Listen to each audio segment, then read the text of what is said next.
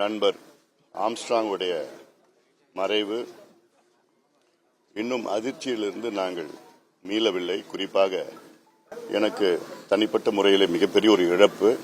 சுதந்திரம் அடைந்து 77 ஆண்டுகள் ஆகியும் இன்னும் இந்த மக்களுக்கு முன்னேற்றம் இல்லை. இவர்களுக்கு சமூக நீதி பெற வேண்டும் என்றால் ஆட்சி அதிகாரம் வர வேண்டும். அதற்காகத்தான் இப்படிப்பட்ட அடக்கப்பட்ட, தாழ்த்தப்பட்ட, பிற்படுத்தப்பட்ட மக்கள் எல்லாம் அரசியலில் ஒன்று சேர்ந்து ஆட்சி அதிகாரத்தை பெற வேண்டும் என்று 20 ஆண்டுகளாக சொல்லி வருகின்றார் ஆம்ஸ்ட்ராங் அவர்கள்.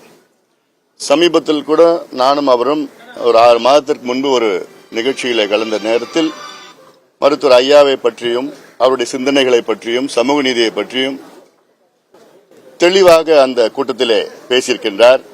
அதில் மட்டுமல்ல, பல தருணங்களில் இது போன்ற கருத்துக்களை முன்வைத்திருக்கின்றார்கள்.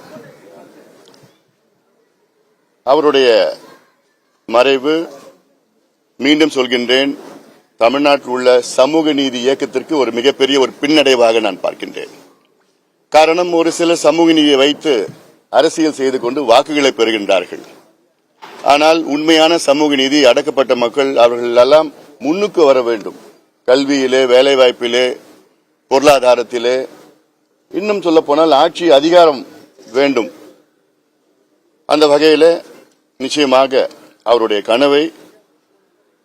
கனவு இந்த அடித்தளத்தில் உள்ள மக்கள் ஆட்சி வர வேண்டும், அதன் மூலமாக வளர்ச்சி அடைய வேண்டும், தமிழ்நாட்டை வளர்ச்சி அடைய செய்கின்ற ஒரு சூழல். பல முறை சொல்லியிருக்கின்றார், தமிழ்நாட்டில் மிகப்பெரிய சமுதாயங்கள் 2 இருக்கிறது. ஒன்று பட்டியலின சமுதாயம், தாழ்த்தப்பட்ட சமுதாயம், அடுத்தது வன்னியர் சமுதாயம். இந்த 2 சமுதாயங்களும் எண்ணிக்கையில் பார்த்தார்கள் என்றால் 40 விழுக்காடு இருக்கிறது. ஆனால் ஆட்சி அதிகாரமோ, வளர்ச்சியோ, கல்வியோ, வேலைவாய்ப்பையோ மிக தாழ்ந்து இருக்கின்ற ஒரு சூழல் இருக்கிறது. இவர்களுக்கெல்லாம் ஒன்று சேர்ந்து முன்னுக்கு வர வேண்டும் என்று, உண்மையான சமூக நீதி பெற வேண்டும் என்று நண்பர் ஆம்ஸ்ட்ராங் அவர் சொல்லியிருக்கின்றார்கள். இதையெல்லாம் நிச்சயமாக மக்கள் மனதிலே ஆழமான ஒரு கருத்தாக இருக்கிறது.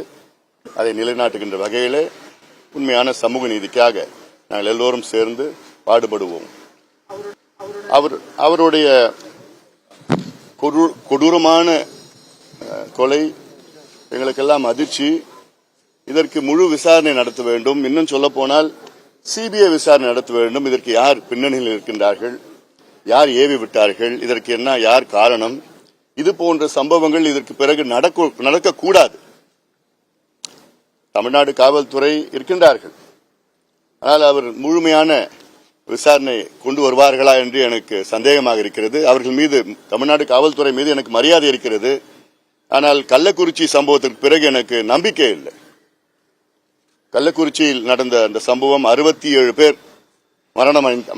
மரணம் அடைந்தார்கள் கள்ளச்சாராயத்தினால். அதில் சிபிசிஐடி விசாரணை நடத்தி ஒன்றும் வரப்போவது கிடையாது. அதில் அரசியல் புள்ளிகளும் காவல்துறை உயர் அதிகாரிகளும் அதில் அந்த கள்ளச்சாராய விற்றவர்களுக்கு பாதுகாப்பாக இருந்தார்கள். அந்த முழுமையான உண்மை வெளிவர வேண்டும். அதே போன்று இந்த சம்பவத்தில் முழுமையான உண்மைகள் வெளிவர வேண்டும்.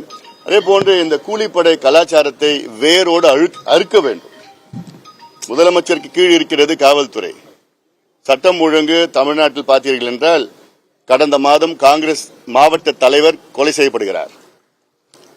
ஒரு 7 நாட்களுக்கு முன்பு சேலத்திலே அதிமுக முக்கிய பிரமுகர் கொலை செய்யப்படுகிறார். நண்பர் ஆம்ஸ்ட்ராங் அவர்கள் கொடூரமான முறையில் கொலை செய்யப்படுகிறார். நேற்று பாட்டாளி கட்சியினுடைய நிர்வாகி கடலூர் மாவட்டத்திலே வெட்டப்படுகிறார்கள். இது தொடர்ந்து அன்றாடம் நடக்கின்ற சம்பவங்கள். நாம் கடந்துவிட முடியாது. காரணம், இது முதலமைச்சர் கீழ் இயங்குகின்ற காவல்துறை. புதிதாக சென்னைக்கு ஒரு புதிய காவல்துறை ஆணையர், கமிஷனர் நியமனம் செய்திருக்கிறார் அருண். கொஞ்சம் நாள் கொடுக்கலாம். நிச்சயமாக அவர் உணர்வுபூர்வமாக அந்த வேலையை செய்ய வேண்டும். பொதுமக்கள் இன்று பீதியில் இருக்கின்றார்கள். அந்த பீதியை போக்க வேண்டும்.